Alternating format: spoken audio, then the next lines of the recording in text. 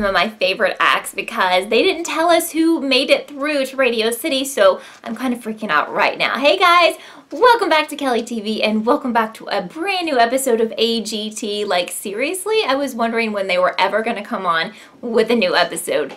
Would it be in my lifetime? Yes, finally. So it was a very special edition because we are finding out who is going to go to Radio City and who is not because it's Judgment Week. And some people were lucky enough to make it straight through to Radio City, like Blue Journey and Act 2. And I'm hoping that there are other people who they didn't show who made it straight through. Hello, Smoothini, because he wasn't in the Magician round, and you know how much I love Smoothini, and I know some of you guys do too, and I'm like, where are you, Smoothini? So up first were the Magicians, and Mike Super was back, and I think Mike Super's really good. I don't know how he does it, but he's good. And he had his friend Desmond who did some pretty impressive stuff with chalkboards and revealing like stuff about the judges, and I just thought it was really good.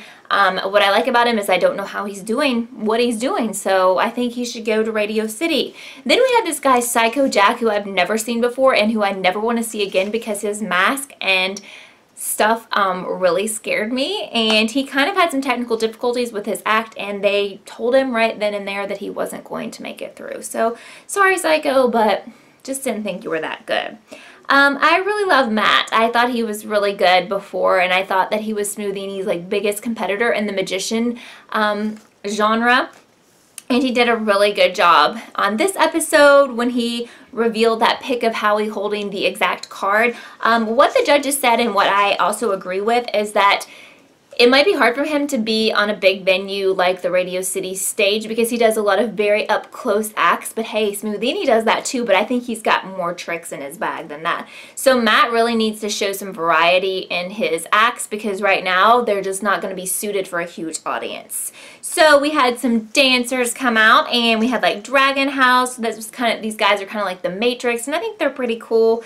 We had the salsa dancers again, John and Andrew, who made it through to Radio City. I think they're pretty good. And then we moved on to kid singers. We had this cute little guy named Quintavious, who I had not seen before, and he sang a Michael Jackson song, and I thought he was awesome, and I'm just sorry that they haven't showed him to us until now.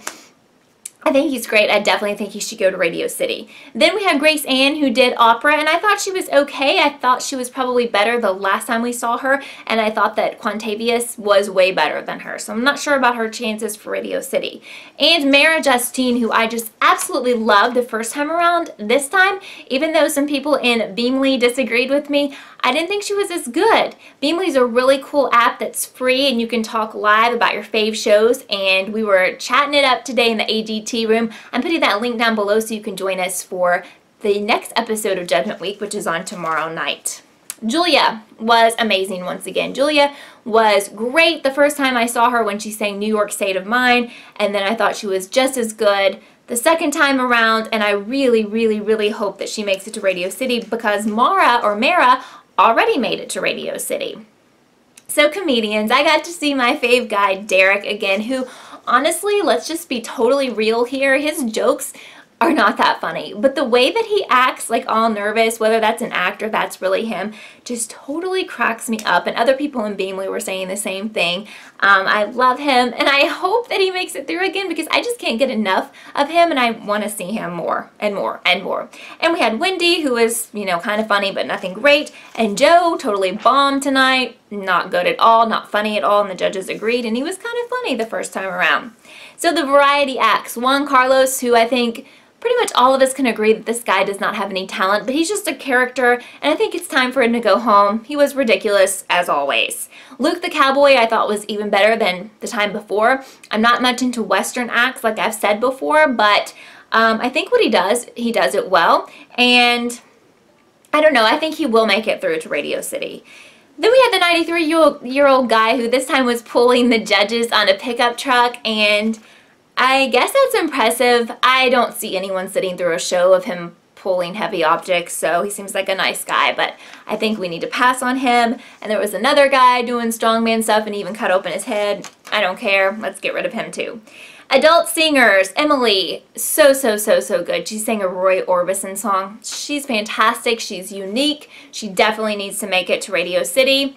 And we had some other great talents in there. We had Anna, unfortunately, had a huge panic attack, ran off the stage, almost didn't make her audition. I can definitely sympathize with her and with her disorder, but if she were chosen as the winner, she had a Vegas show. She could not bail out on people who have paid for these tickets.